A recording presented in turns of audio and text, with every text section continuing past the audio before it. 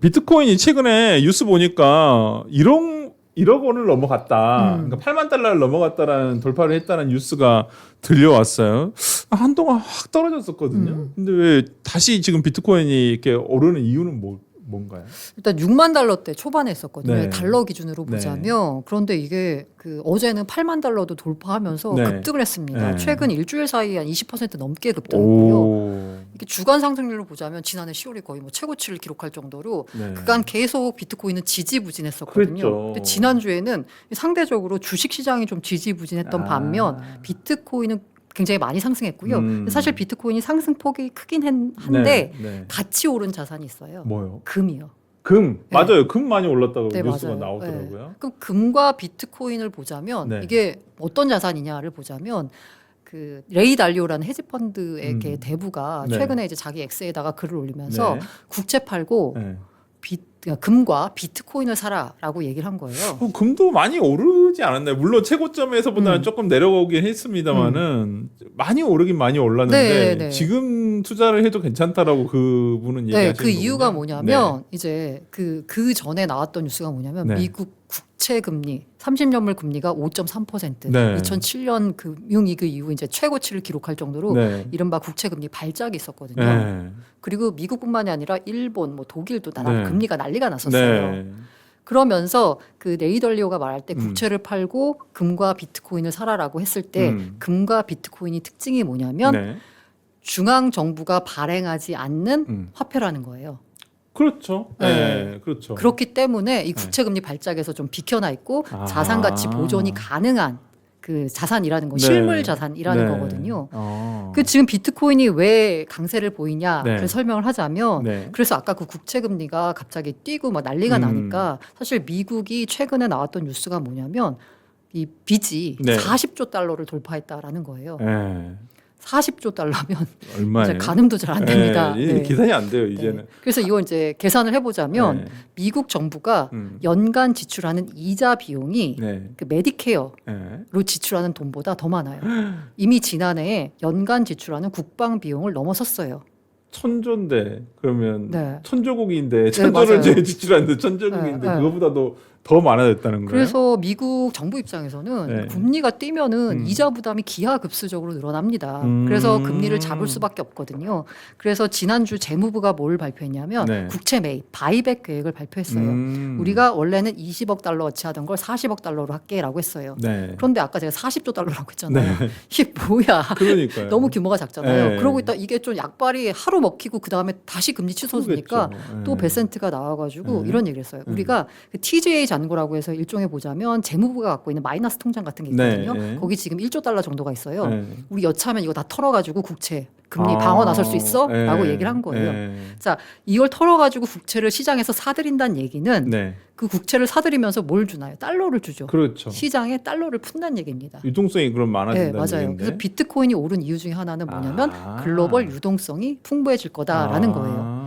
그런데 유동성 측면에서만 보자면 사실 네. 비트코인뿐만이 아니라 주식시장, 위험자산에도 호재예요. 네. 그런데 주식시장은 별로 반응하지 않았거든요. 그렇죠. 근데 여기서 유동성을 푼다까지는 해서 비트코인이 오른 거. 여기에 더해서 뭐냐면 지금 미국 국채 금리를 네. 지금 미국이 통제할 수 있는 수준이야?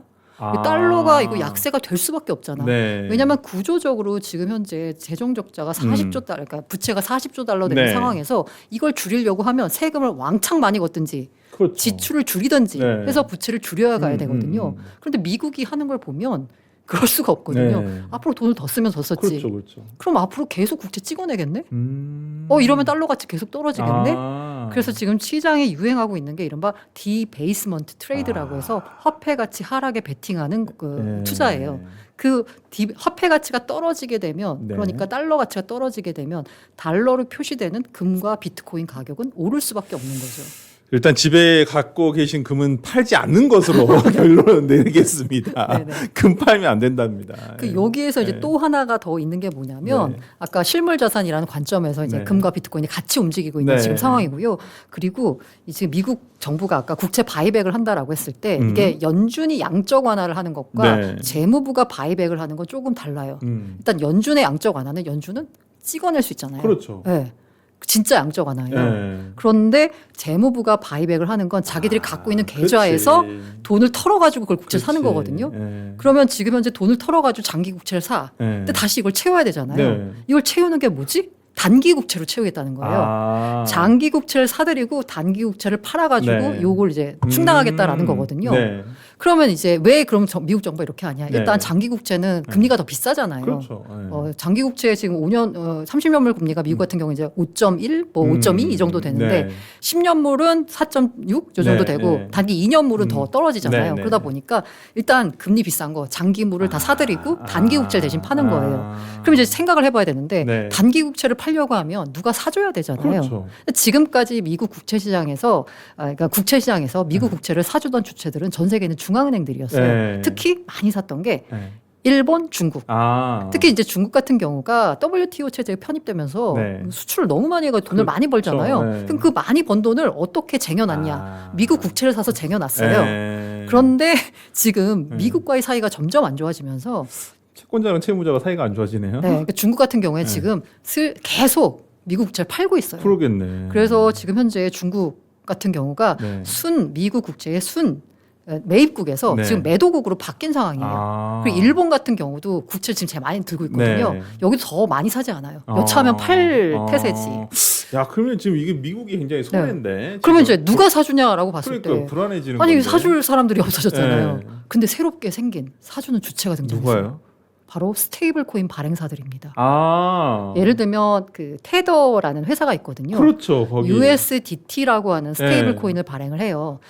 서클이라는 회사가 있고 USDC라는 네. 스테이블 코인을 발행을 해요. 네. 근데 미국이 지난해 지니어스 액트라고 하는 법을 통과시켰어요. 네. 그러면서 스테이블 코인 발행사들에 대한 규정을 이렇게 해놨어요. 이걸 다 지키라고. 네. 근데 그 지키는 규정이 뭐냐라고 네. 보자면 스테이블 코인 같은 경우는 이제 화폐로 쓰는 거니까 네. 안정성이 있어야 되잖아요. 그렇죠. 그럼 이걸 담보할 수 있는 자산이 있어야 돼요. 네. 그 담보 자산은 미국 단기 국채로만 해라라고 이렇게 돼 있는 거예요. 그러니까 스테이블 코인이 1달러치 발행되면 그러네. 1달러치 미국 국채를 사는 겁니다. 그러네요. 아니, 달러를 들고 있을 수도 있지만 그렇지. 발행사 입장에서도 이자가 안 나온 달러를 뭐하러 들고 그렇죠. 있어요. 국채를 들고 예, 있죠. 예, 예. 이렇게 돼서 스테이블 코인 시장을 막 키우면 아. 미국 국채를 사줄 수 있는 여력이 더 생기는 거예요. 그래서 요즘에 코인이 또 네, 맞아요. 코인이 올라가는 것도 네. 전체적인 그러니까 코인 시장이 굉장히 우호적인 상황이 지금 미국에서 지금 만들어지고 펼쳐지고 있으니까 네. 당연히 코인 시장이 조금 더 안정화됐다라고 생각을 하고 최근에 어떤 주식 시장의 유동성이 워낙 커지니까 그래서 이제 돈이 또 그쪽 코인 쪽으로 넘어간 것도 그러니까 있겠네요. 의도적으로 지금 스테이블 코인 시장을 키우려고 하고 있고 그래서 스테이블 코인이 쓰이는 여러 가지 형태가 있지만 지금 현재 스테이블 코인의 대부분의 용처는 코인 사는 데 쓰고 있어요. 비트코인 사고 이더리움 사고.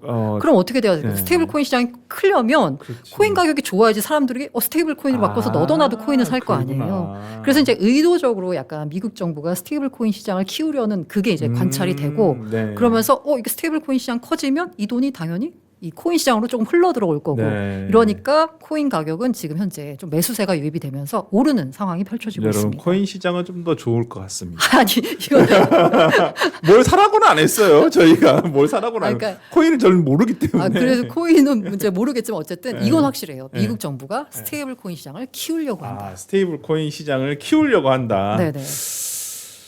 꼭 근데 우리 코인 투자하시는 분들은 그놈의 그 동전 코인에 그냥 관심을 많이 두셔가지고 네네. 물론 비트코인 이런 게 너무 비싸.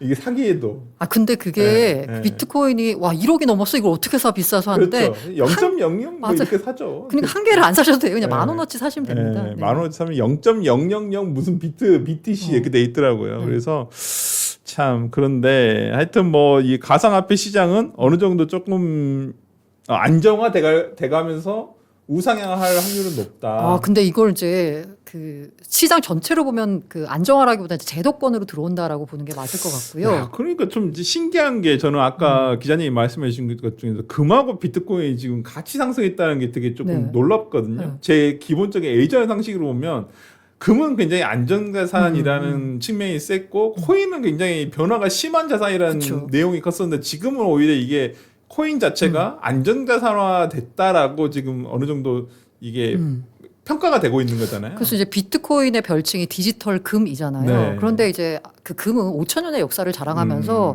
실물 가치를 보존할 수 있는 그 그렇죠. 수단으로 여겨졌잖아요. 있죠. 가치 보존 네. 수단으로. 근데 비트코인은 탄생한 게 2008년이잖아요. 네. 그럼 역사가 굉장히 짧아요. 네, 네. 그 사이에서 지금까지 지위로 올라온 것도 상당히 뭐 대단하다라고 그렇죠. 저는 평가가 네, 받고 네. 있고요. 그리고 이제 저보다 훨씬 더 어린 세대들한테 네. 이제 설문조사를 해보면 네. 금과 비트코인 중에 어느 걸 선호하니 보면 의외로 이제 비트코인 쪽의 선호 비율이 아. 더 나이 든 세대보다 확실히 더 높아요. 아, 그러면 앞으로의 어떤 시장이 조금 더 확대될 가능성은 더 있네요. 네, 소비자들이 그래서 더 비트코인을 물론 이제 좋게 전망하는 네. 분들이 가장 네. 앞으로 더 상승 여력을 보는 이유 중에 하나 뭐냐면 네. 자산의 대이전이 일어났을 경우 그러겠네. 새로운 중심이 되는 세대가 무엇을 선호할 것인가 네. 라는 부분에 있어서 비트코인이지 않겠느냐라고 하면서 네, 긍정적인 전망을 하시는 분들이 있죠. 그러니까요. 너무 우리 시청자분 중에 알트코인에 너무 관심 두지 마시고 조금 큰 걸로 큰 어떤 코인 위주로 한번 보셨으면 좋겠다라는 생각이 좀 드네요. 하여튼 저도 한번 좀 공부를 한번 해보겠습니다. 우리 기자님한테 한번 여쭤봐야 되겠네. 뭔 책을 봐야 되는지. 제가 다만 한 가지 꼭 당고 싶은 말씀은 네. 시장이 커진다라는 거지 내가 들고 있는 코인 가격이 오른다는 말씀은 전혀 아닙니다. 네. 네, 코인 그렇게 쉽게 오르지 않습니다. 알겠습니다. 정말 항상 40분을 해도 시간이 짧아요. 진짜. 알겠습니다. 하여튼 오늘은 여기까지 말씀 듣기로 하고요. 이번 주에 못 들은 말씀, 못 드린 질문은 다음 주에 또 하도록 하겠습니다. 그럼 다음 주에 또 뵙도록 하겠습니다. 네, 감사합니다.